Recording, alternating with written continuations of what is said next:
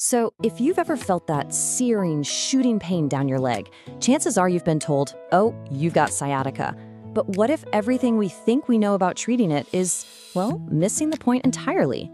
Today, we're going to get into why the real secret to handling sciatica isn't just about chasing the pain, but about understanding where it really comes from.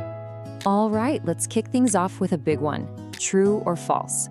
Sciatica is just leg pain, and you can fix it with a few general stretches. What do you think? Yeah, that is absolutely false. And, understanding why it's false is the first real step to finding relief that actually lasts. Trying to fix sciatica with generic stretches is like trying to fix a leaky pipe by just mopping the floor. It's a total misunderstanding of what's actually going on. Okay, so if it's not just a muscle pain, what in the world is it?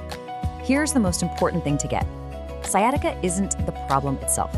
It's a symptom, a loud signal of a much deeper issue. And this is the definition we really got to focus on, coming from chiropractor Dr. Bryce Garst. Sciatica is, at its core, a nerve issue. That pain you're feeling, it's your body telling you that the sciatic nerve is getting pinched or irritated or compressed, usually right where it starts, back in your lower spine and pelvis. And this, right here, gets to the heart of the problem with how sciatica is usually treated. There's this huge gap between just reacting to the symptom, the pain, and actually diagnosing the root cause. It's exactly why so many common fixes just don't work long term. This point from the source material, man, it just perfectly captures the issue. So many people show up with prescriptions for pills or a sheet of stretches, but nobody's ever taken the time to figure out which specific nerve root is causing all the trouble. Does that sound familiar? It's like being given a one-size-fits-all solution for a problem that nobody's even identified. It's a recipe for frustration. So what you're looking at here are two totally different ways of thinking. The conventional route often just chases the pain with medicine and some generic stretches. But a diagnostic-first approach, the one we're talking about today, is all about finding the why. Finding the specific nerve using targeted tests and, crucially, imaging. The goal isn't just to hit the snooze button on the alarm, it's to find out what's on fire. And this, for so many people, is the missing piece of the puzzle. Dr. Garst points out that X-rays often get skipped, but he says they're absolutely essential. And why is that? It's simple, really. You can't fix a problem if you can't even see it. So, what does a better approach actually look like?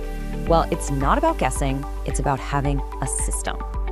This is the exact sequence Dr. Garst follows. See, it all starts with actually listening to you, then doing specific physical tests designed to check the sciatic nerve. And finally, the critical step, getting an image of the spine to see the structure itself. Each step builds on the last, creating a full, clear picture of what's going on.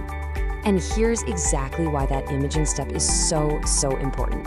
Your sciatic nerve, it's not one single thing. It's formed by a whole group of nerve roots that exit your lower spine.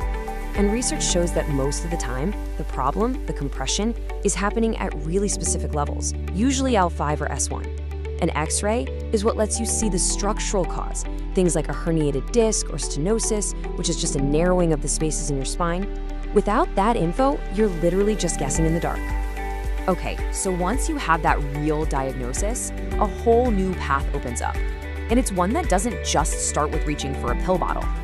In fact, check this out. The American College of Physicians recommends non-drug therapies like spinal manipulation as the #1 first-line treatment for low back pain. That's right, before medication, before anything more invasive. And there's serious evidence to back this up. One major clinical trial found that chiropractic manipulation led to huge improvements for patients with sciatica. And get this, the results were even comparable to surgery for a lot of patients. Think about that. So the point is, effective conservative care isn't just some alternative idea. It's a well-supported first-line option. All right, now we get to the big aha moment. The idea that kind of reframes this whole conversation from just fixing pain to thinking about long-term health. Dr. Garst calls it the toothbrush principle. Just think about this for a second. It sounds completely obvious, right? We don't wait until we have the screaming pain of a cavity to start brushing our teeth. So why on earth would we treat our spines any differently? And this quote right here, this is the whole ballgame. We brush our teeth as maintenance to prevent the kind of damage that builds up over time and can't be reversed. Dr. Garst's point is that our spine is exactly the same. It needs consistent care, not just emergency repairs when something breaks. You see, pain is the last thing to show up to the party. As this timeline shows, spinal problems don't just happen overnight. They build up silently over decades. That pain you might feel in your 40s, it could easily be the result of wear and tear that started way back in your 20s. By the time the alarm finally goes off, the problem is already well established. So let's just break it down, make it crystal clear. With your teeth, the problem is plaque buildup, and the solution is daily brushing.